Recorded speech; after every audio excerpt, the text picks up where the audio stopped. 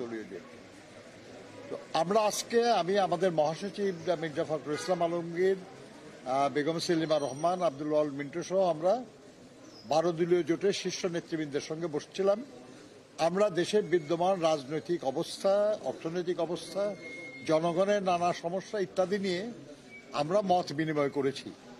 এই ধারাবাহিকতায় আজকেও আবার এর খানিকক্ষণ পরে আর একটা আপনার সমমনা জোটের সঙ্গে আমরা বসবো, এরপরে লেবার পার্টির সঙ্গে বসবো এবং আপনার এলডিপির তাদের মূল নেতারা 2-1 জন বাইরে আছেন ঢাকার, সেজন্য তারা ফেরার পরে 2-1 দিনের মধ্যে বসবো।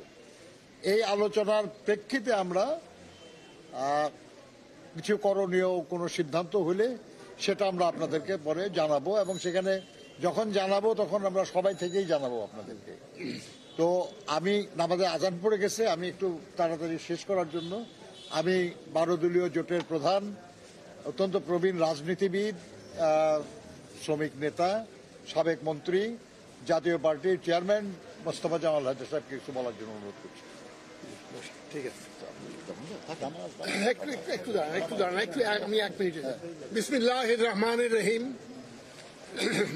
12 দলীয় জোটের নেতৃবৃন্দ এবং বিএনপির স্ট্যান্ডিং কমিটির সম্মানিত সদস্য জনাব নজরুল ইসলাম খান, উপস্থিত সাংবাদিক বন্ধুগণ, আসসালামু আলাইকুম।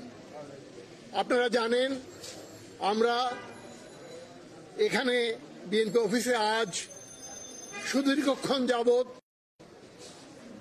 বিভিন্ন বিষয়ে, বিশেষ করে বর্তমানে দেশে যে উদ্ভূত রাজনৈতিক পরিস্থিতির পরিপ্রেক্ষিতে আমাদের আগামী দিনের বিভিন্ন কর্মসূচি কি হওয়া উচিত ইত্যাদি বিষয়ে আমরা নিজেদের মধ্যে কথা বলেছি, কিন্তু আমরা কোনো চূড়ান্ত সিদ্ধান্তে উপনীত হই নাই। বিএনপির স্ট্যান্ডিং কমিটির মিটিং আছে, কাল পরশু তরশুর মধ্যে ওনারা সিদ্ধান্তে আসবেন। আমরা নিজেদের ভিতরে কেবল কিছু কথাবার্তা বলেছি, মত বিনিময় করেছি।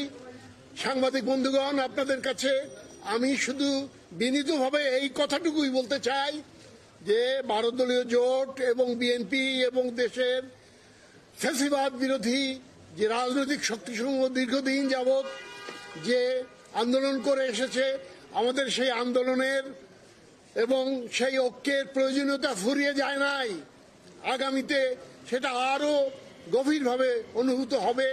আমরা সেই বিএনপির সঙ্গে অন্যান্য রাজনৈতিক দলগুলিকে নিয়ে অতীতের ন্যায় আমাদের কর্মসূচি আপনাদের সামনে খুব শিগগিরই ঘোষণা করব। আপনাদের সকলকে ধন্যবাদ। আসসালামু আলাইকুম। হয়তো দেশের বর্তমান অদ্ভুত পরিস্থিতি এইগুলোই বলেছি। ঠিক আছে।